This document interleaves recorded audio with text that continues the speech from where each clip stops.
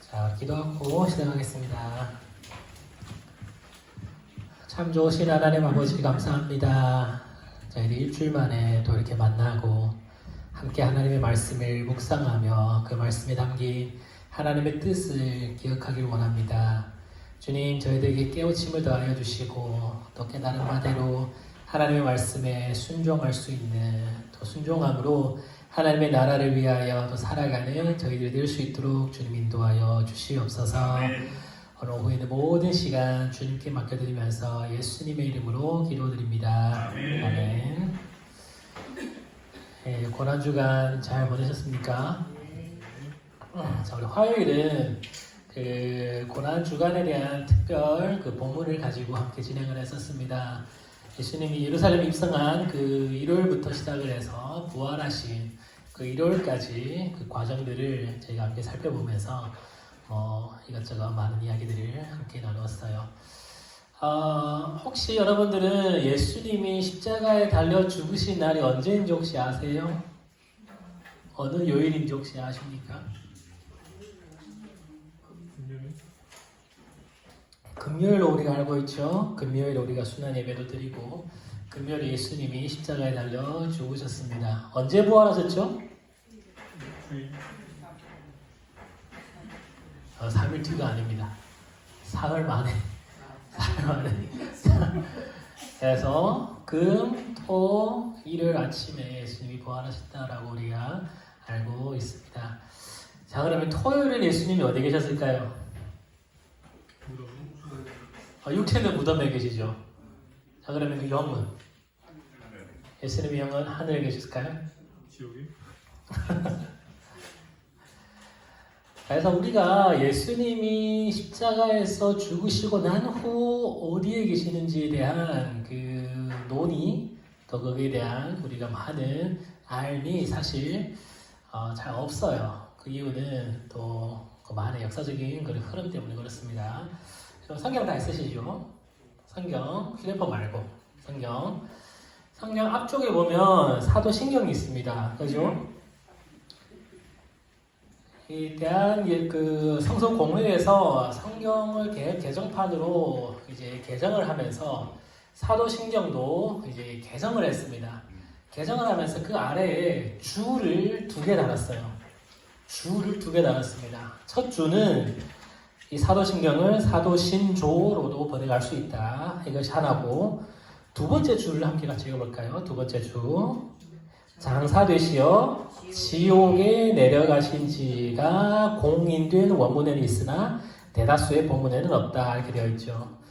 참고로 대한민국 우리 한글로 되어져 있는 사도신경 외에 대부분의 그 번역판에서는 장사되고 지옥으로 내려가신 후 사흘 만에 다시 부활하셨다라고 이렇게 번역이 되어 있습니다. 중국어로 음간이라고 번역되어 있습니다. 降在阴间이라는 그런 번역이 되어 있어요. 그래서 죽으신 후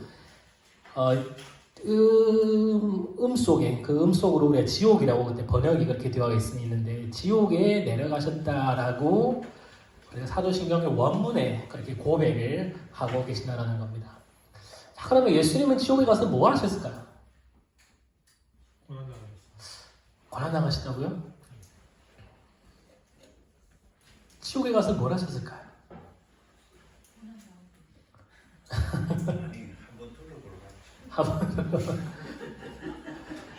그래서 어떤 분들은 예수님이 지옥에 가서 야 나 승리했다라고 뭐 선포하고 올라왔다라고 얘기하시는 분도 계시고 뭐 그러신데 베드로서를 보면 베드로는 제가 구체적인 그 구절이 생각 안 나는데 베드로서를 보면 베드로는 예수님이 영이 옥에 가셔서도 복음을 선포했다라고 이제 기록을 하고 있습니다.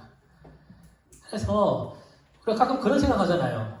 이순신 장군은 하나님을 모르고 이제 돌아갔는데 이 사람이 과연 구원을 받았을까 못 받았을까 뭐 그런 얘기를 하잖아요.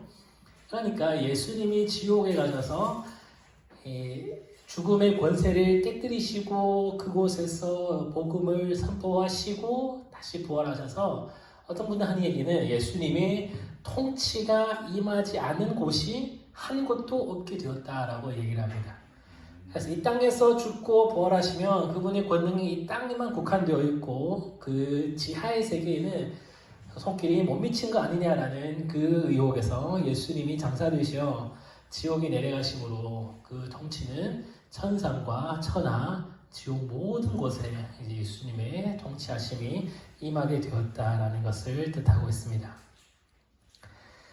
그래서 예수님이 그곳에 가셔서 뭐 어떤 분들께 복음을 전할 수도 있겠죠. 전할 수도 있는데 그 구원 여부는 우리가 판단하는 것이 아니기 때문에 잘 모릅니다. 뭐 어찌됐든 예수님이 지옥에 가셨다라고 하는 것은 성경적으로 또 교회 전통적으로 이러한 것을 고백해 왔다라는 것을 우리가 알면 이제 다음에 우리가 고난주간을 다시 돌아올 때 이 부분에 대해서 더 깊은 묵상을 할 수도 있겠죠. 저는 가는 교회마다 고난주간이 되면 항상 이것을 가르칩니다. 왜냐하면 이게 많은 부분에서 우리가 소홀히 해왔던 또 잘 알지 못했던 그런 부분이니까 우리가 한번 기억하면 좋을 것 같습니다. 자, 오늘은 우리 제6과 꿈꾸는 요셉에 대해서 함께 살펴보겠습니다. 창세기 37장부터 47장까지 많은 분량을 이제 차지하는 요셉에 대한 그 부분이 등장을 합니다. 요셉은 야곱의 몇 번째 아들일까요? 11번째 아들입니다. 11번째 아들인 이 요셉은 야곱의 아주 특출난 그런 사랑을 받게 됩니다. 그 이유는 무엇일까요? 왜 야곱은 요셉만 특별히 사랑했을까? 라헬을 사랑해서. 라헬이 오랫동안 아이를 못 낳고 이제 낳은 아이니까 아마 더 라헬에 대한 그런 마음이 쓰였던 거죠. 그래서 요셉을 특출하게 사랑을 했고 또 나중에 요셉이 성장하면서 이제 라헬이 죽게 되잖아요. 그래서 그 그리움에 라헬의 처자들이 요셉을 더 사랑했는지도 모릅니다. 어쨌든 요셉을 더 사랑하고 나니까 그로 인하여 형들의 질투가 이제 시작되고 그 질투로 요셉의 그런 고난의 길이 이제 열리게 된 겁니다. 그 부분에 37장, 39장, 40장에 기록이 되어 있고 요셉은 그가 갈 수 있는 가장 밑바닥까지 이제 내려가게 되고 또 그가 오를 수 있는 가장 높은 곳까지 하나님이 그를 들어 사용하신 것을 보게 됩니다. 그리고 42장부터 47장까지 요셉의 그런 꿈의 해석대로 기근이 생겨나고 요셉의 형들과 재회를 하고 야곱은 애굽으로 이주를 오게 됩니다. 그리고 이로 인하여서 이 야곱이 이스라엘이 애굽에서 400년이라는 긴 세월을 이제 보내게 되는 겁니다. 자, 말씀은 우리가 나중에 이제 기회 되면 여러분들 꼭 읽어보시고 말씀과의 만남을 한번 같이 보겠습니다. 자, 37장에 보면 1번이 나오죠. 요셉이 형들의 미움을 받게 된 이유를 세 가지로 적어보세요 라고 되어 있습니다. 여러분 뭐 때문에 이제 세 가지가 그들이 미움을 받게 된 것 같습니까? 채세고 맞습니다. 채세옷이 하나 있고 또 여기 한 가지 꿈쟁이 꿈을 꿔서 이 두 번째 세 번째 고자질. 4절을 보니까 그의 형들이 2절입니다. 요셉이 그 형들이죠. 형들의 빌하와 실바의 아들들과 더불어 있을 때 그들의 잘못을 아버지에게 말하더라라고 기록을 합니다. 그래서 요셉은 뭐 그 인물이 어땠는지 요즘 말로 MBTI가 뭐였는지는 잘 모르지만 이 요셉의 인생을 살펴보고 그가 성경에 기록된 그 삶을 보면 이러한 세 가지 이유로 그 형들이 미움을 받았던 겁니다. 첫째로 그는 아빠가 특출하게 사랑을 했고 또 형들을 고자질했고 또 꿈을 꾸어서 그 꿈으로 형들에게 미움을 샀는 이 세 가지의 이유입니다. 그래서 성경이 어떻게 기록하냐면 4절을 보십시오. 37장 4절. 그에게 편안하게 말할 수 없었더라라는 겁니다. 편안하게 말하다. 여러분 이 말이 우리말로 하면 안녕입니다. 안녕. 평안하냐? 그걸 묻는 거잖아요. 근데 안녕조차 못한다는 겁니다. 요셉 안녕, 형들 안녕라는 그 인사조차도 하지 못할 만큼 그들 사이에 그렇게 금이 생기고 또 멀어진 그런 계기가 되었죠. 자, 그렇게 되어서 이 형들이 요셉을 미워해서 결국 요셉을 어떻게 합니까? 첫째로 구덩이에 쳐넣습니다. 여러분 이 부분 한번 같이 볼까요? 뒷부분에 아빠는 이스라엘은 요셉에게 가서 세겜으로 가서 형들이 잘 있는지 없는지 보라라고 합니다. 세겜에 갔더니 세겜에는 없고 형들이 도단에 갔다라고 해서 도단에 갑니다. 요셉이 오는 걸 형들이 봤어요. 형들이라고 했으니까 아마 대부분의 형들이 같이 있었겠죠. 그래서 그 형들이 요셉이 멀리서 오는 것을 보고 어떻게 꾀하냐 18절 말합니다. 죽이기를 꾀하여 형들은 더 이상 내 동생이요 내 혈육이다라는 것을 이제는 안중에 놓고 내가 미워한 이 아이를 내가 죽이겠다라고 합니다. 그래서 죽이겠다라고 해서 어떻게 하냐면 그를 죽여 한 구덩이에 던지자라고 얘기하죠. 19절 20절 맞습니까? 그를 죽여 한 구덩이에 던지자. 그러면 구덩이라는 것은 뭔 말이냐면 광야에 있던 이 구덩이는 그냥 구덩이가 아닙니다. 그냥 웅덩이가 아니에요.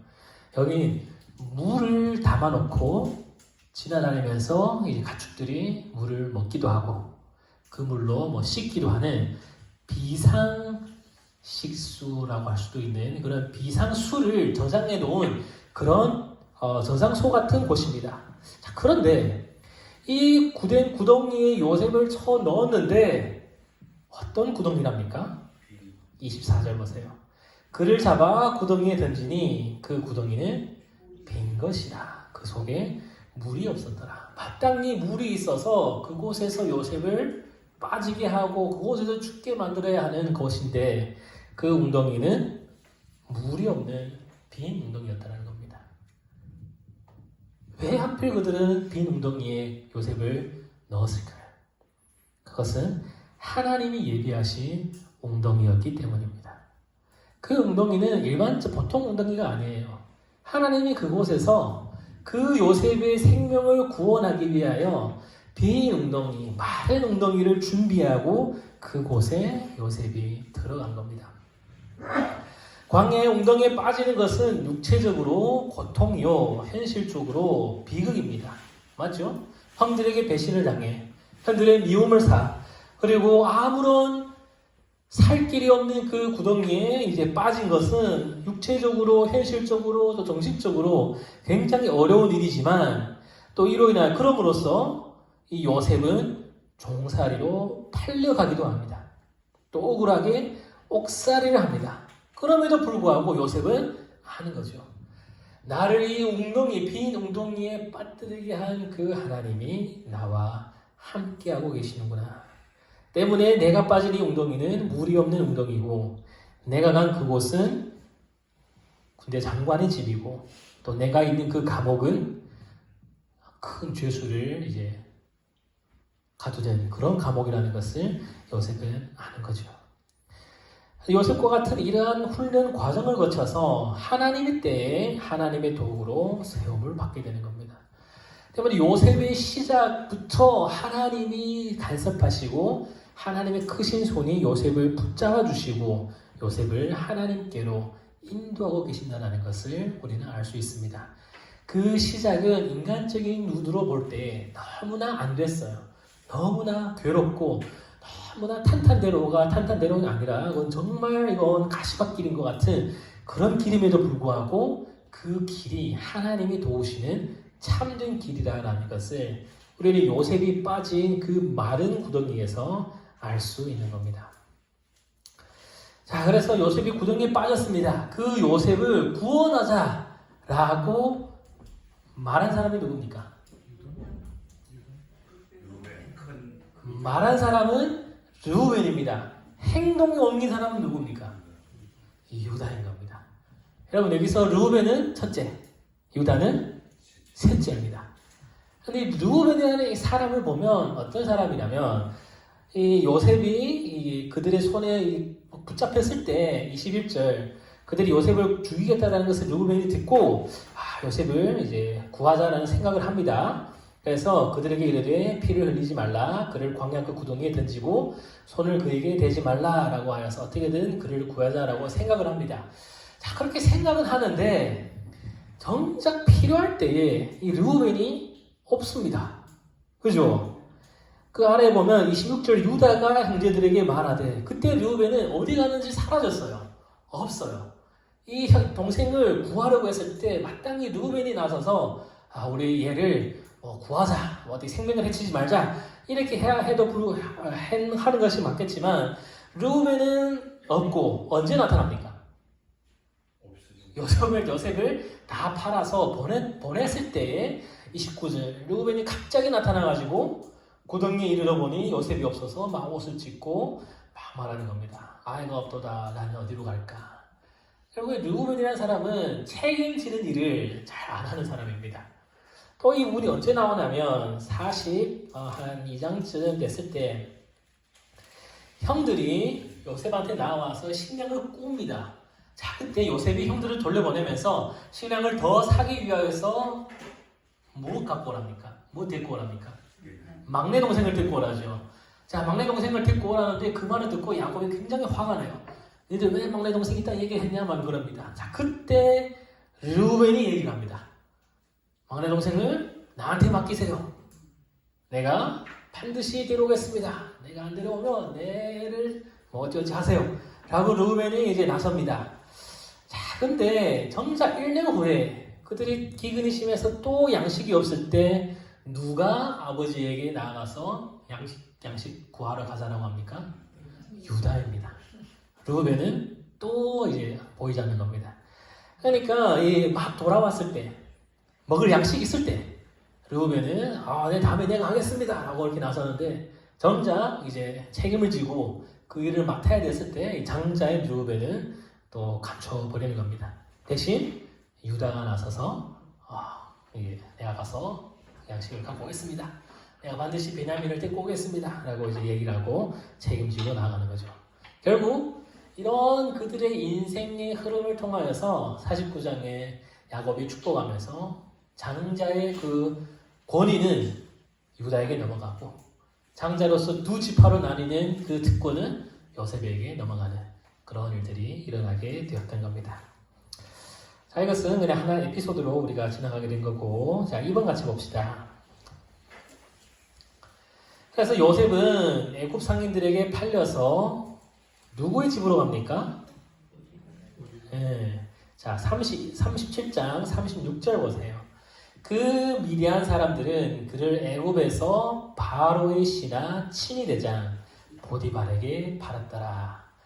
그 많은 사람들 가운데서 하필이면 바로 왕의 신하 친위대장 그 보디발에게 갔다라는 것은 참으로 놀라운 하나님의 그런 일인 거죠. 그래서 그가 보디발의 집에 가정 총무가 될 수 있었던 것은 어떤 이유일까요? 그는 종으로 팔려갔습니다. 근데 나중에 보니 요셉은 가정 총무입니다. 그 이유는 뭡니까? 성경은 뭐라 써져 있나요? 우리 39장 3절입니다. 그의 주인이 보디발이 여호와께서 그와 함께 하심을 보며 또 여호와께서 그의 범사에 형통하게 하심을 보았더라 라고 기록하고 있죠. 요셉이 어디에 있든지 하나님이 그와 함께하고 하나님의 손이 그에게 있으니 이 요셉이 하는 모든 일이 범사에 형통이 되었던 겁니다.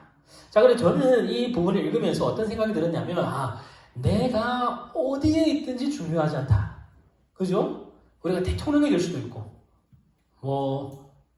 한 작은 사장이 될 수도 있고 혹은 그 어떤 회사의 직원이 될 수도 있고 혹은 학생으로서 혹은 자영업함으로써 아주 험한 일을 한다고 할지라도 어디에 있든지 중요하지 않다.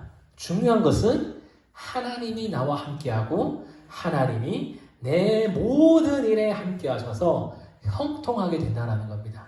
이 형통이 되면 우리가 높은 자리에 올라가는 것이 아닙니다.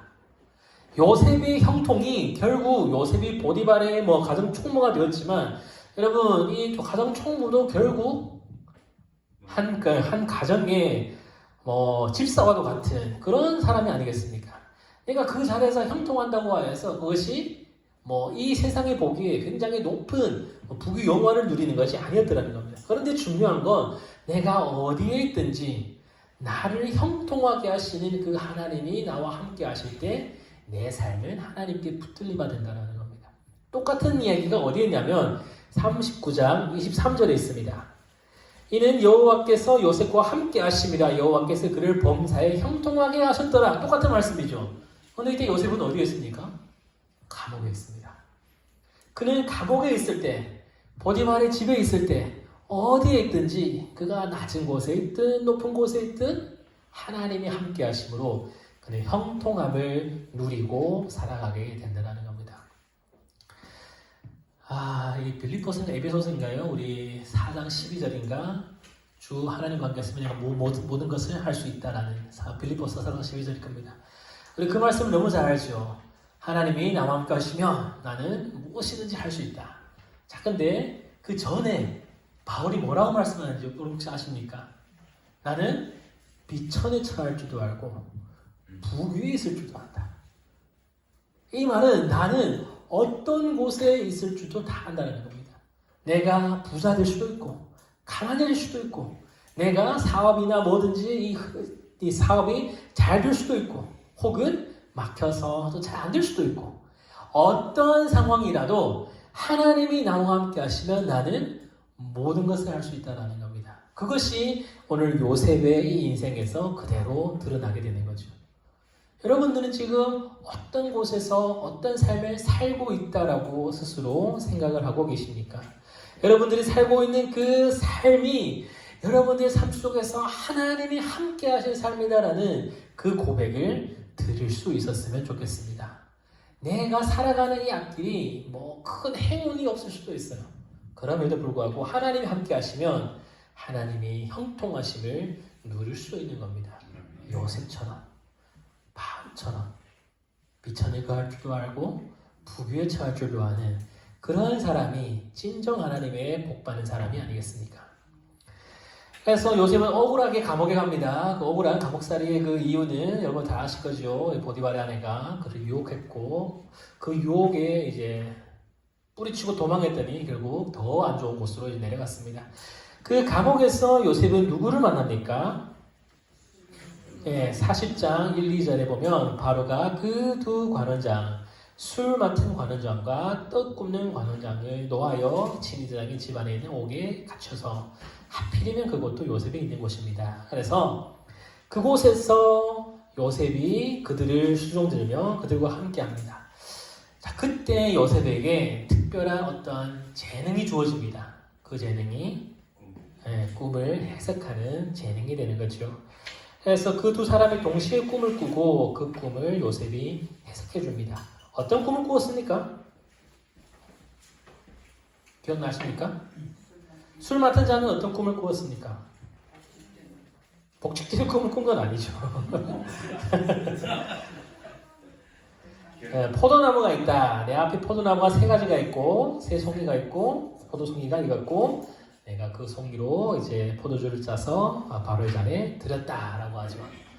그래서 요셉은 3일 뒤에 아마 당신은 복직될 것입니다. 자, 이 말을 들으니까 너무 기분이 좋은 겁니다. 3일 뒤에 풀려난다고 하니. 그래서 떡 굽는 이 관원장도 얘기합니다. 나도 꿈을 꿨는데 내 꿈도 한번 해다오. 내 꿈을 꾸니 머릿속에 떡이 있는데 까마귀가 와서 먹어버리더라 그럽니다. 그래서 3일 뒤면 당신은 죽을 것입니다 라고 얘기를 합니다. 결국 요셉의 꿈대로 술 맡은 자가 살아남고 이제 떡 맡은 자는 죽게 됩니다. 자, 술 맡은 관원장이 회복할 때 요셉이 그에게 부탁한 말이 있습니다. 그죠? 14절 15절입니다. 40장 14절 15절입니다. 당신이 잘 되시거든 나를 생각하고 내게 은혜를 베풀어서 내 사정을 바르게 하려 이 집에서 나를 건져주소서. 나는 히브리 땅에서 끌려온 자요 여기서도 옥에 갇힐 일은 행하지 아니하였나이다. 자, 자, 요셉이 간절히 부탁합니다. 진짜 꿈대로 그렇게 되면 나를 좀 기억해달라. 배은 망tak한 사람이 되지 말라라는 거죠. 그래서 결국 꿈대로 됐습니다. 꿈대로 됐는데 성경은 아주 친절하게 그가 어떻게 했는지도 기록을 해주고 있죠. 40장 23절 술 맡은 관원장이 요셉을 기억하지 못하고 그를 잊었더라. 여러분 왜 술 맡은 관원장이 그를 기억하지 못했을까요?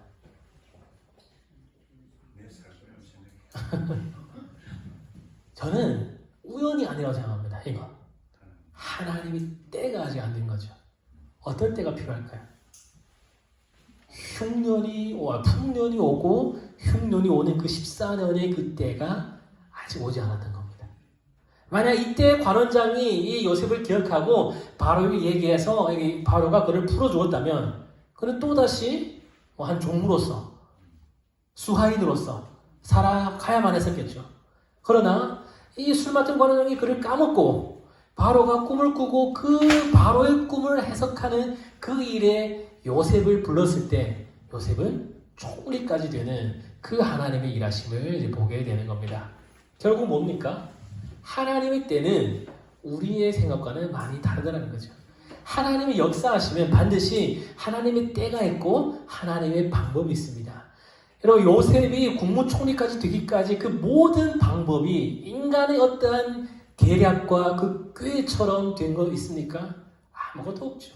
하나님의 방법이 있고 하나님이 그때에 반드시 하고자 하는 그 시간이 있고 그 시간대로 나아갈 때 결국 하나님이 하나님의 때에 하나님의 방법으로 하나님이 쓰신다는 겁니다. 자 그러면 우리는 무엇을 해야 될까요? 우리는 무엇을 해야 될까요? 하나님, 우리가 지금 처한 그곳이 하나님이 나를 쓰시고자 하는 그 곳인다라고 우리가 기억을 한다면 그 자리에서 최선을 다해야 되는 겁니다. 저는 그래서 우리 학생들에게 얘기할 때 왜 공부를 열심히 해야 되냐? 이 공부를 열심히 해서 내가 뭔가를 이루고자 하는 것이 아닙니다. 내가 공부를 하고 하는 것도 내가 지금 처한 이때에 나에게 주어진 일이기 때문에 그렇습니다. 여러분들은 똑같습니다. 여러분 하나님의 비전은 우리가 막 몰두한다고 해서 우리에게 주어지는 것이 아닙니다. 막 기도원에 들어가서 기도한다고 해서 하나님이 그 비전을 우리에게 막 보여주는 것도 아닐 가능성이 엄청 커요. 언제 우리에게 보여주실까요? 우리의 삶 속에서 우리에게 나타납니다. 삶 속에서 하는 일, 삶 속에서 만나는 사람, 삶 속에서 우리가 겪은 고난을 통하여서 하나님은 우리가 가야 할 길을 조금씩 보여주는 거죠. 때문에 우리가 지금 맡은 일에서 정말 누구보다도 최선을 다하여 살아가야 하는 것이 그리스도인의 그런 모습이라는 겁니다. 우리가 왜 열심히 살아야 됩니까? 하나님의 뜻이 지금 이 자리에 있는 나에게 임하기 때문입니다. 여러분들이 지금 거하는 가정일도 좋고 직장에도 좋고 여러분이 학업 중에 있다면 그 학업도 좋고 어떠한 일을 맡았든지 그곳이 그 일이 지금 하나님이 여러분과 함께하고 있다는 것을 여러분 확신한다면 최선을 다하셔야 돼요. 있는 힘껏 그 일에서 여러분들이 맡은 그 모든 본분을 최선으로 이제 하셔야 되는 겁니다. 그래서 그 최선을 살았던 요셉이 때가 되니 몇 년이 지났냐면 41장을 보면 또 만 2년 후에 24개월이라는 시간이 지났습니다. 만 2년 후에 드디어 그 때가 되었습니다. 바로가 꿈을 꾸고 그 꿈을 해석할 사람이 필요한데 마침 술 맡은 관원장이 그에게 요셉을 추천을 하는 거죠. 그래서 4번 바로가 꾸었던 두 가지 꿈의 내용이 있습니다. 어떤 두 가지 꿈을 꾸었습니까? 살찐소, 살찐 이삭 이 두 개 나와서 7마리, 7개가 이렇게 나와서 이제 있죠. 그랬더니 또 아주 빼빼 마른 소가 있고 또 빼빼 마른 이삭이 앞에 것들을 다 잡아먹더라라고 얘기를 하고 있습니다. 그래서 이것은 결국 요셉의 해석처럼 7년 동안의 풍년이 있고 또 7년 동안의 흉년이 있을 것이다. 그래서 7년 동안 풍년이 왔을 때 잘 저장을 하고 이제 흉년을 대비해야 합니다라고 이제 충고를 하게 됩니다.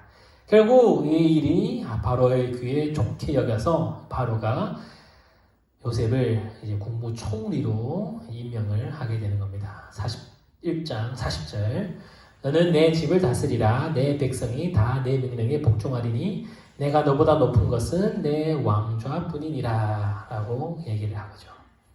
그래서 바로가 요셉을 온 땅에 애굽 온 땅에 총리가 되게 했다라는 겁니다. 이때가 요셉의 나이가 몇 살일까요? 30세. 그죠? 총리가 되었을 때 요셉의 나이가 30세입니다. 자, 그래서 30세면 제가 여기 준비한 게 있는데 몇 년이 지난 후에 몇 살 때 팔렸을까요, 요셉이? 17세에 팔립니다. 그죠? 17세에 팔려가고 30세에 총리가 됩니다. 몇 년이 걸립니까? 13년이 걸려요. 그래서 2년 동안 감옥에 있었다라니까 11년 동안 뭐 억울한 일을 당하고 뭐 두루두루 이렇게 일이 있었죠. 11년이라는 시간, 13년이라는 시간이 이제 걸리게 되는 겁니다. 때문에 우리가 어떤 일을 한다라고 했을 때 당장 이루어지는 것은 절대 아닙니다. 그래서 참 하나님의 그때 하나님의 그 일하심을 지금은 알 수 없지만 때가 되면 이제 반드시 이제 이루어질 줄로 믿습니다. 여러분 그것을 믿으셔야 돼요. 제가 왜 이 얘기를 하냐면 이건 뭐 다른 얘기인데 2013년에 제가 중국에 있는 한 신학교에 시험을 봤습니다. 그 가장 큰 남경 신학원이라고 해서 삼자교회가 한 그런 신학원인데 시험을 보러 갔어요. 그래서 저는 뭐 굉장히 잘 할 줄 알았는데 시험 내용이 아주 어렵더라고요. 그래서 이제 꽝을 맞고 이제 돌아옵니다. 돌아와서 여기는 내 길이 아닌갑다 하고 이제 다른 방향으로 틀게 됩니다. 제가 2010년에 우리 교회에서 어떤 그런 부흥 집회를 하면서 그때 내가 하나님의 길을 걷겠습니다라고 이제 헌신을 하고 고백을 하고 이제 결단합니다. 그때 제가 대학교 2학년, 3학년 아마 그쯤 되어서 이제 끝나고 신학교를 준비를 해서 13년에 이제 하게 된 겁니다. 그런데 이제 안 되는 거죠. 잘 못해서 이제 못 갔습니다. 그러면 그 다음 해에 한 5월, 6월 그때 1월에 제가 시험을 봤으니까 5월, 6월에 또 다른 심양에 있는 신학교를 이제 시험을 볼 수 있습니다. 그래서 그것을 준비하면 되겠다라고 해서 싶어서 뭐 준비하고 있었는데 그때 저희 어머니가 좀 피곤해 보이느라 막 옷 준비하며 뭐 설교를 하시는지 뭐 준비를 하고 계시더라고요. 그래서 제가 얘기했죠. 뭐 그렇게 피곤하게 하냐. 좀 쉬쉬 해라. 했더니 저희 어머니가 저한테 그럽니다.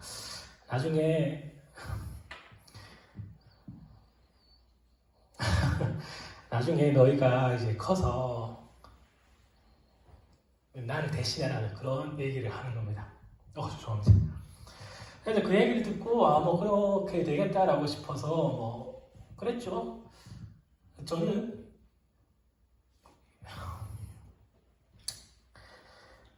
저희 엄마가 3월에 이제 돌아가셨습니다. 3월 한 17일에 돌아가셨는데 2월 달까지 엄청 뭐 집에서 잘 그게 지내셔가지고 뭐 전혀 그렇다라는 생각을 못했고 그래서 뭐 나중에도 이제 하고 교회에 있으니까 함께 사역을 하면 되겠다라고 싶었는데 그때 일이 지금도 기억이 나는 겁니다. 거기 2013년 1월 했으니까 지금도 기억을 하는 거죠. 그래 뭐 언젠간 되겠지 해서 이제 했는데 이제 3월에 어머니가 돌아가시고 그래서 해 6월에 이제 시험을 보러 가서 이제 합격이 됩니다. 그래서 13년부터 9월부터 제가 신대원을 간 거예요. 13년 9월부터 신대원을 가서 저는 목사가 아주 빨리 될 줄 알았습니다. 왜냐하면 제가 가는 그 신대원은 이제 편입으로 들어갔기 때문에 2년이면 끝났거든요. 2년이라는 시간이 이제 보통 4년인데 2년이라는 시간이 지나고 당장 뭐 목사 수가 될 줄 알았습니다. 그래서 15년에 제가 이제 졸업을 하고 뭐 한 1, 2년 있으면 이제 안수 받을 줄 알았는데 3년이 지나도 이게 시간이 이게 결과가 없는 거예요. 뭐 그런 정치적인 이슈도 있고 해서 3년이 지나도 이제 안 되고 그러니까 2018년에 제가 그 교회를 나오고 19년에 부산 그 고신대로 다시 유학으로 이제 오게 된 겁니다. 그래서 19년부터 해서 22년이 끝났죠. 그때 뭐 코로나도 있고 해서 뭐 돌아가네 마네 하다가 이제 안 돌아가겠다 해서 22년에 끝났고 22년 2월에 졸업을 하고 또 사상에 있는 한 교회로 이제 가게 됩니다. 그래서 그 교회를 간 것도 저 같은 신부 입장에서 이게 안수가 전례가 없는 일이에요. 왜냐하면 고신대를 졸업을 하면 그쪽 이제 MDB를 졸업을 하면 보통 다 본국으로 이제 돌려보내는 그런 케이스다 보니까 한국에서 사역을 하기 위해서 나 같은 사람이 없었던 겁니다. 그래서 이 사람은 어떻게 해야 되냐 말아야 되냐는 그런 거 있어가지고 결국에는 뭐 이제 목사 아주 해줄게라고 그 목사님이 약속을 했는데도 한 1년이 지나고 나니까 전혀 그런 기미가 안 보여요. 그래서 거기를 또 이제 그만두고 그래서 막 교회를 알아보다가 사인적의 김명산 김북긴 교수님 뭐 계시고 그때 뭐 교수님을 통해서 온 건 아니지만 그래도 신청서를 제가 넣었고 해서 여기 들어오게 된 겁니다. 여기 오니까 저희 목사님이 그 신앙위원회의 임원으로 이제 계시고 2년 동안 또 저를 위해서 많은 이제 커버를 치워주셨더라고요. 그래서 예, 잘한다, 뭐 우리말도 문제 없다, 뭐 이렇게 잘 해주셔가지고 저까지 이제 강도사까지 인허받고 이제 안수까지 다음 주에 안수까지 받고 그 다음부터 이런 사람이 이제 고신대에서 MDV를 받고 싶으면 천안에 가서 1년 더 공부하고 오라라는 이제 그런 결정이 난 거예요. 그래서 저까지 뭐 아직 안 가도 되고 이렇게 된 겁니다. 그래서 제가 2010년에 이 길을 걷겠습니다 결단하고 13년에 신학교에 들어가서 25년까지 15년 정도가 걸린 겁니다. 그때 저의 생각은 한 18년, 19년쯤에 목사안수 받지 않을까. 근데 저희 집사람이 그런 얘기를 했습니다. 뭐 너무 젊은 나이에 받지 말라. 20살이 목사가 목사가 20살, 20 몇 살이면 좀 보기 그렇지 않냐라고 했는데 30살 중반까지 가는데도 이게 되냐 마냐 그런 경우가 있어가지고 그러니까 하나님이 우리 인생에서 보여주시는 이 길이 참 긴 시간이 필요하다는 거예요. 그 과정은 우리 생각은 당장 뭔가가 이루어질 수 있고 우리 생각은 당장 어떻게 방법을 대면 뭐 될 수 있다라고 생각을 하지만 그 때와 그 방법은 하나님이 또 예배해 주신 그 사람은 누구도 모르는 겁니다.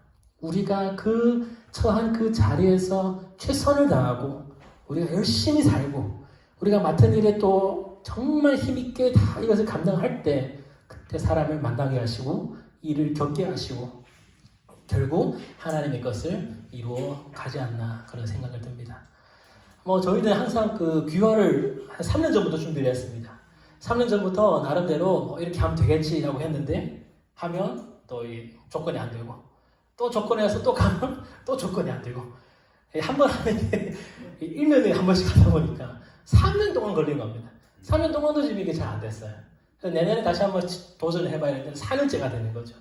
그래서 우리가 생각하는 것보다 훨씬 더 많은 이제 시간이 필요하구나라는 것을 저는 늘 깨닫게 됩니다.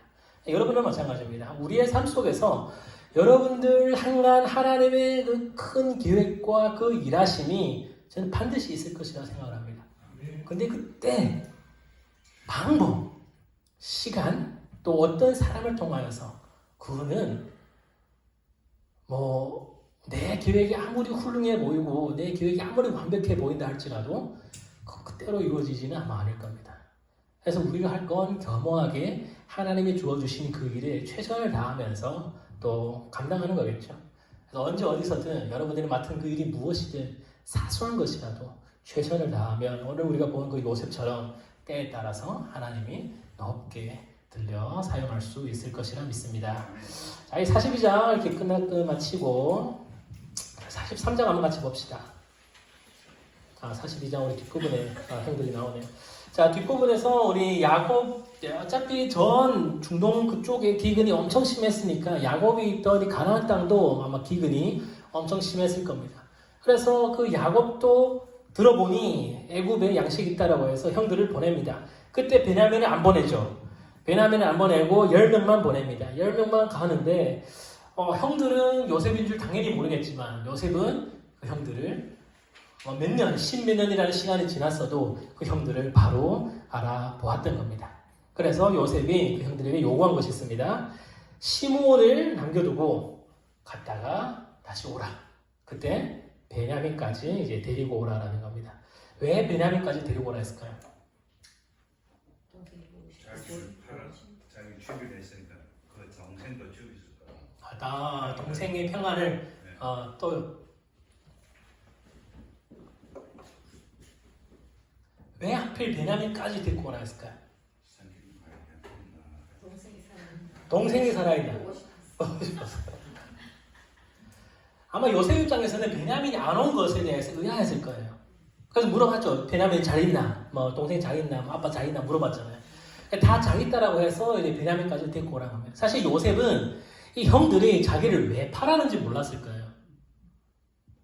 왜 자기를 미워하고 자기를 팔아서 그냥 단지 뭐 배달의 형제여서 이렇게 미워했나? 라고 생각만 해서 그 의구심 때문에 그럴 수도 있겠죠. 그래서 요셉이 베냐민을 데리고 오라 해서 나중에 아까 제일 처음에 얘기했듯이 유다가 이제 약속을 하고 베냐민을 데리고 옵니다. 그때 유다가 이 요셉에게 한 얘기가 있습니다. 그죠? 원래는 12명이었다. 그 중에 한 명이 죽고 이 한 명밖에 안 남았는데 이 한 명이 아버지에게 굉장히 귀한 아들이다. 그래서 우리는 얘를 반드시 데리고 가야 된다. 요셉은 어떻게 했습니까? 이 10명은 반드시 요셉을 죽여야만 했어요. 근데 베냐민은 반드시 다시 데리고 가야 된다. 라는 이 형들의 그 마음을 요셉이 알았던 거죠. 사실 요셉은 형들과 재회하면서 엄청 슬프고 또 감정이 북받친 그런 상황이었을 겁니다. 그런데 이 형들이 베냐민을 향한 그 마음, 자기와 다른 그 마음, 또 베냐민을 향한 그 사랑이 결국 자기를 향한 그 실수로 인한 그 죄책감인 것을 알고 있은 후 요셉은 더 이상 주체할 수 없었던 겁니다. 그래서 형들을 향해서 막 울면서 나는 요셉입니다 라고 이제 자기 자신을 다시 드러내게 되는 거죠. 그래서 아까 유다 이거는 5번은 아까 제일 처음에 제가 했네요. 이 부분 그냥 지나가겠습니다.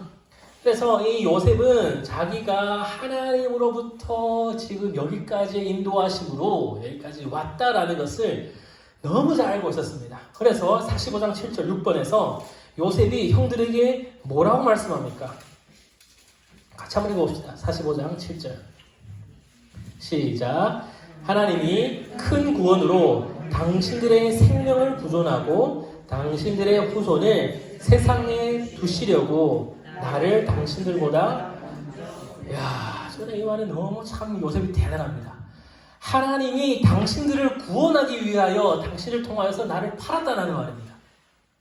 여러분 이런 고백이 요셉의 인생에서 많은 고난을 겪고 나서 그 마음이 참 어른스러워진 그 마음임을 우리가 알 수 있죠. 이 요셉은 알았던 겁니다. 이 내가 여기 온 건 하나님이 나를 보내셨다. 내가 물 없는 웅덩이에 빠지고 내가 보디발의 집에 들어가고 거기에서도 무고를 당해서 내가 감옥에 내려가고 술 맡은 관원장이 나를 잊어버린 이 모든 것들이 결국 당신들을 구원하시고자 하는 하나님의 섭리라는 겁니다. 여러분 이런 고백이 여러분들의 삶 속에 있어야 됩니다. 우리는 고난을 당하면 어떻습니까? 원망을 하게 됩니다. 고난을 당하면 육체가 힘드니까 실수합니다. 고난을 당하면 절망하고 고난을 당하면 우리는 하나님을 향하여서 불만을 가지게 됩니다. 그러나 하나님의 시선으로 요셉의 그 인생을 보고 또 우리가 하나님의 시선으로 우리의 인생을 봤을 때 내가 지금 겪는 이 고난은 나를 더 성숙하게 하려고 나를 더 하나님의 뜻에 부합하려고 하는 그 사람이 되기 위한 하나님의 섭리하심입니다라고 우리는 고백할 수 있어야 한다는 거죠. 여러분들의 삶에 있는 모든 고난이 절대 우연히 또 아무런 이유가 없이 여러분들의 삶에서 아무런 유익함 없이 여러분들에게 주어지는 것은 절대 아닙니다. 여러분 살면서 굉장히 힘든 사람을 만났습니까? 저 사람 때문에 나 오늘 미치겠네라는 사람 만나보셨습니까? 그런 사람을 통하여서 여러분들의 인생, 여러분의 인격이 더 업그레이드 되는 겁니다. 제가 청년부를 섬길 때 밴드를 했습니다. 제가 찬양 인도도 하고 밴드도 그렇게 하고 하니까 제가 그때 나이가 제일 어렸어요. 20살? 21살? 제일 어렸고 저랑 같이 했던 이 형들 다 30대의 형들 다 교회를 그냥 이제 음악하러 온 사람들 그리고 예배 끝나면 이제 술집 가서 또 다시 띵가띵가 하고 그런 사람들이었어요. 그 중에 기타 치는 한 분이 계셨는데 좀 어떻게 말할까 인격 파탄자라고 말해야 되나요? 엄청 이게 상처가 많은 사람이에요. 그러니까 뭐 작은 어떤 시선, 눈빛 혹은 어떤 불편함으로도 이게 굉장히 기분이 왔다 갔다 하는 그런 분이신 거예요. 그래서 그분하고 제가 1년 함께 섬기면서 정말 힘들었습니다. 야, 내 삶에 다시 이런 분과 함께 섬길 수 있을까 싶을 정도로 그런 분과 함께 섬기다 보니까 그런 분을 겪고 나니 결국 어떤 분과 만나도 뭐 그럴 수 있지. 뭐 그럴 수 있죠. 이게 넘어갈 수 있게 되었던 겁니다. 그래서 여러분들은 우리가 삶 속에서 만나는 모든 고난들은 하나님이 여러분들에게 준 어떤 훈련의 기회고 훈련의 장인 겁니다. 그것을 절대 피하려고 막 그러지 마세요. 하나님 뭐라 기도하랬습니까? 우리가 고난을 이길 수 있는 힘을 주셨다. 고난을 승리할 수 있는 길을 주셨다라고 하셨습니다. 그래서 우리가 만나는 이 모든 고난, 뭐 자녀 때문에 괴로울 수도 있고 남편이나 아내 때문에 내 마음이 어려울 수 있습니다. 그럴 때 이 모든 것을 통하여서 나를 더 성장시키고자 하는 하나님의 큰 그림을 바라볼 수 있어야 한다는 거죠. 결국 이걸 통하여서 여러분도 요셉처럼 하나님의 섭리입니다 라고 우리가 고백을 할 수 있는 겁니다. 자, 그래서 요셉이 이제 자기를 오픈하고 결국 바로가 아버지와 그 가정을 다 애굽으로 불러들이라 라고 해서 야곱 온 가족이 애굽으로 올라옵니다. 7번 야곱은 하나님의 부르심을 받기 전에 요셉을 불러 무엇을 부탁하며 맹세하겠습니까? 그래서 결국 47장에 보면 결국 죽습니다. 때가 되어서 이제 나이가 많고 야곱도 애굽 땅에서 뭐 요셉이 잘 보살펴서 뭐 잘 살았겠지만 결국 때가 되어서 이제 죽음을 맞이하게 됩니다. 죽기 전에 야곱이 요셉에게 부탁한 말씀이 있습니다. 47장 27절부터 31절이죠. 뭐라고 부탁합니까? 네, 나의 시신을 그렇죠. 조상들과 함께 아브라함과 이삭이 묻혀져 있는 막벨라굴에 나를 거기 장사하라. 여러분 지난주에 제가 아브라함을 할 때 막벨라굴을 샀다라고 하는 것은 어떤 의미인지 제가 말씀드렸죠. 그 막벨라굴을 삼으로 그 땅은 하나님이 우리에게 주신 약속의 땅이다라는 것을 확신하고 확정하는 겁니다. 결국 이 야곱이 자기를 그곳에 묻어달라고 하는 건 내가 지금 몸은 애굽에 있지만 내 돌아갈 곳은 어디일까요? 가나안 땅에. 하나님이 말씀하신 그 곳임을 야곱은 알고 있었던 겁니다. 그래서 그런 부탁을 했고 야곱만 이런 부탁을 한 거 아니죠. 요셉도 그런 부탁을 합니다. 그죠? 나중에 너희들이 이 애굽에서 나올 때 나의 시신을 꼭 갖고 나가달라. 결국 이 야곱과 요셉과 이스라엘 백성들은 하나님이 우리에게 주신 그 땅이 어디인지, 하나님의 약속의 땅이 무엇인지 그곳을 알고 그곳을 바라보면서 이제 살았다라는 겁니다. 그래서 이러한 야곱을 우리는 믿음의 사람이다라고 말할 수가 있는 겁니다. 목사님 저 5번을 네네. 넘어갔거든요. 이거 아까 제일 처음에 시작할 때 그 르우벤과 유다 이 부분을 할 때 제가 말씀드린 내용입니다. 결국 이 유다가 이 형들 그 베냐민을 다시 데리고 오겠다라고 하면서 약속한 게 이제 5절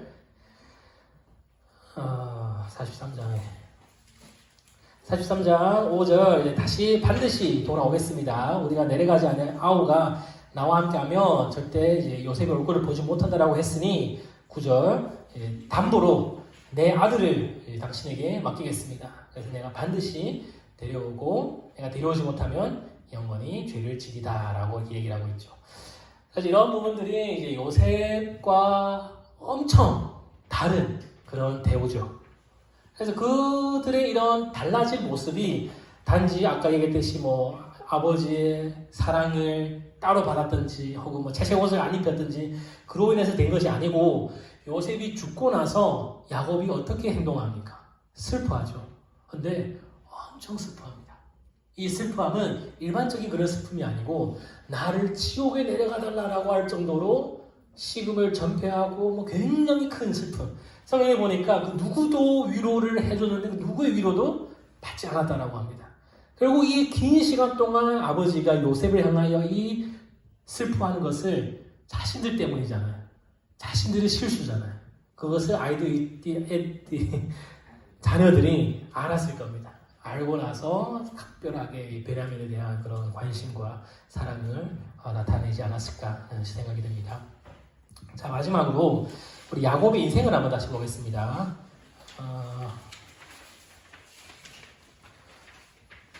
자, 47장 9절 한번 같이 봅시다. 47장 9절. 애굽의 바로가 야곱에게 묻습니다.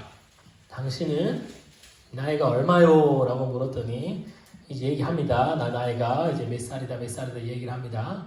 130이다라고 그러죠. 130살 47장 9절. 그리고 나는 어떤 삶을 살았답니까? 내 나그네 길의 세월이 130년이다. 자, 야곱은 자기 자신을 가리켜서 내 인생이 나그네 길이다라고 합니다. 야곱의 인생을 돌아보면 나그네 길이 맞나라고 싶을 정도로 그런 생각이 드는데, 자, 나이를 여러분 한번 계산해 보세요. 여러분 지금 펜 들고 아래 계산해 보세요. 130년, 130세 이게 한 대 두고, 자, 이때 요셉의 나이가 39세입니다. 그죠? 39세. 왜냐하면 30살에 총리가 됐고 7년의 풍년이 있었고 또 2년의 흉년까지 합해서 39세.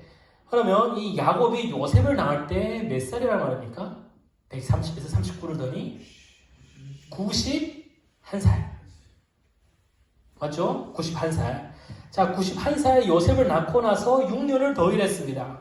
품삯을 위해서 6년을 더 일해서 97세에 야곱이 라반의 삼촌 라반의 집을 떠납니다. 이때 라반의 집을 떠날 때 그가 아버지 집을 떠난 지 20년 만입니다. 결국 이 야곱이 아버지 집을 떠났을 때, 형 에서의 칼을 피해 달아났을 때 몇 살이냐면 77세. 베델에서 돌베개를 베고 자고 하란에서 삼촌 라반을 만났을 때 청년이 아니라 77세 노인이었다라는 겁니다. 지난주에 얘기했죠. 77세까지 야곱은 결혼도 안 한 노총각 둘째 아들로 이제 살았던 겁니다. 야곱이 그 나이 때까지 결혼하지 못했던 건 아마 그의 어머니 리브가가 끝까지 이방 여자는 안 된다라고 해서 막 그렇게 해서 그렇게 된 걸 거예요. 그래서 결국 이 야곱은 노년기의 야곱이 많은 일들을 겪은 겁니다. 그 야곱의 모든 일들은 77세 이후에 도망치기도 하고 다시 돌아오기도 하고 지난주 보듯이 씨름하기도 하고 또 애굽에서 제 아들을 잃기도 하고 다 노인이 되어서 그의 삶이 이런 어려움을 당하게 된 것입니다. 그래서 우리가 이 야곱의 인생을 보면 이 노년이 되었는데 그 인생의 시작은 언제입니까? 언제 그가 이러한 고난을 당하게 되었습니까? 장자의 축복을 받은 이후부터죠. 지난주에 얘기했듯이 장자의 축복이라고 하는 것은 이 세상에 말하는 그 편안한 삶을 절대 뜻하지 않습니다. 야곱이 장자의 축복을 안 받았으면 편안했겠죠. 거부인 아버지, 둘째 아들로서 책임도 덜하고 돈도 많아. 거기에서 발벗고 편안하게 잘 수도 있었겠지만 그가 장자의 축복을 받고 나서 그의 인생은 험한 길이 되었고 풍요로운 밥상 대신 굶주려 가는 나그네의 길을 이제 걸어야만 했던 겁니다. 그러나 우리들도 예수 믿으면 이제 복 받는다라고 하지만 사실 이러한 복은 절대 세상이 말하는 복과 차원이 다른 겁니다. 여러분, 우리가 교회 안에서 참 하나님의 복이 당신에게 임하기를 바랍니다 라고 말할 때 한 번 더 생각하세요. 하나님의 복이 당신에게 임합니다 라고 하면 진짜 야곱처럼 그런 복이 임한다라는 것을 이제 각오를 하고 그런 인사를 이제 하셔야 되는 겁니다. 그래서 히브리서를 보면 히브리서 11장 13절 14절을 보면 이렇게 말합니다.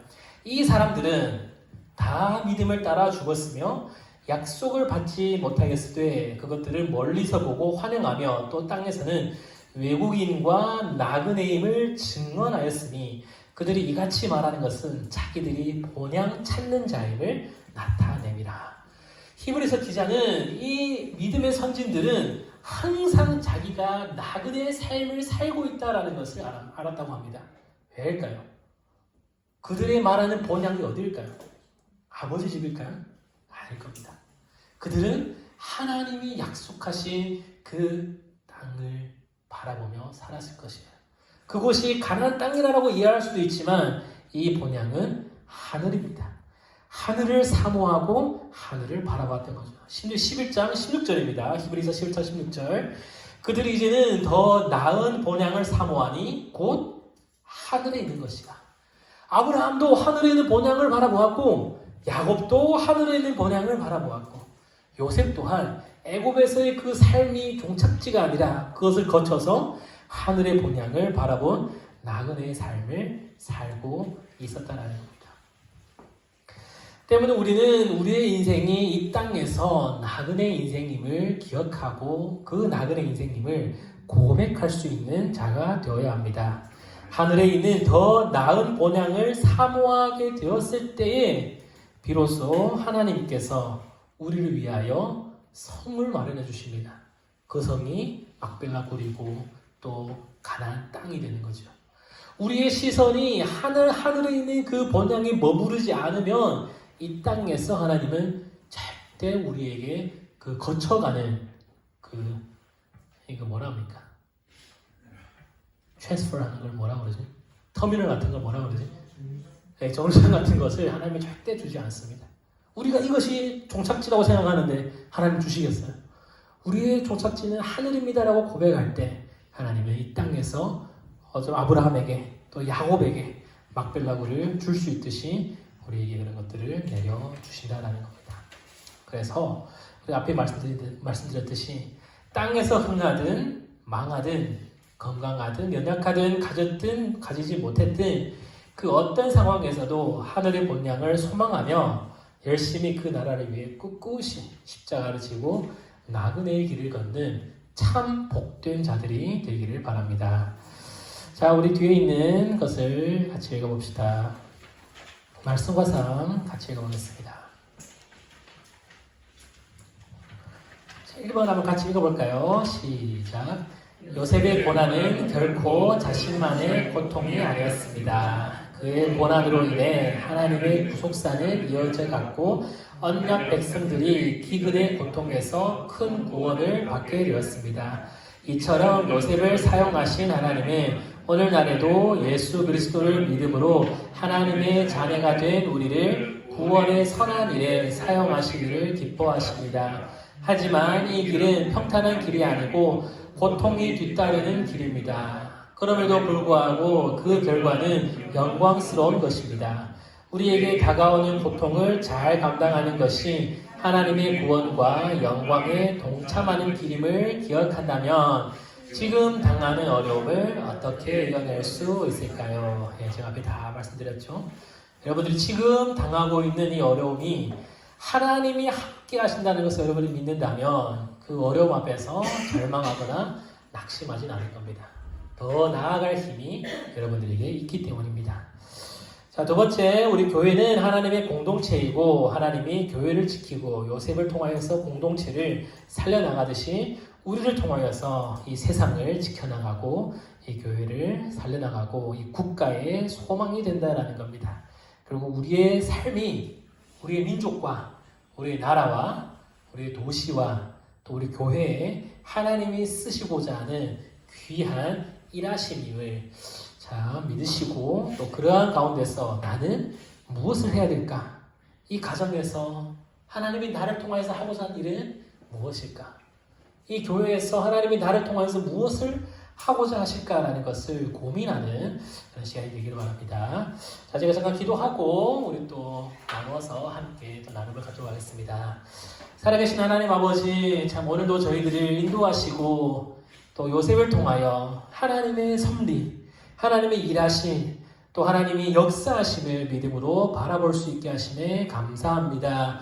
하나님, 오늘 우리가 당하고 있는 모든 고난이 하나님이 우리에게 약속하신 그 구원을 위한 한 과정임을 우리가 고백하며 그 앞에서 언제나 믿음으로 또 말씀으로 주님이 주신 그 인내함으로 주님을 바라보며 살아가는 저희들이 될 수 있도록 주님 도와주시옵소서. 이후에 있는 모든 우리 교제와 또 만남과 또 소통까지 하나님께서 주관하여 주시기를 간절히 원하오며 살아계신 예수님의 이름으로 기도드립니다. 아멘. 자, 수고하셨습니다. 그 간식 뒤에 많으니까 우리 같이 나누어 드시면서 나누기를 바랍니다.